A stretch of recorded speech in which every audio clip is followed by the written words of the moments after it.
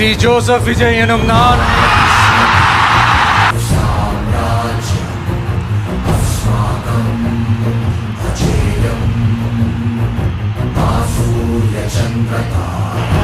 சட்டப்படி அமைக்கப்பெற்ற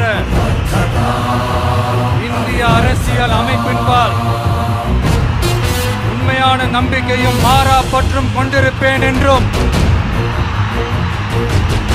இந்திய நாட்டின் ஒப்பில்லாத முழு முதல் ஆட்சியையும் ஒருமையையும் நிலை நிறுத்துவேன் என்றும் தமிழ்நாட்டு அரசின் முதலமைச்சராக உண்மையாகவும் உளச்சான்றின்படியும்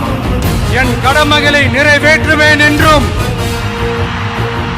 அரசியல் அமைப்பிற்கும் சட்டத்திற்கும் இணங்க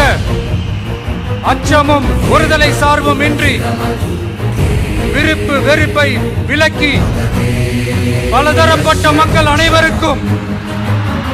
நேர்மையானதை செய்வேன் என்றும் ஆண்டவன் மீது ஆணையிட்டு உறுதிமொழிகிறேன்.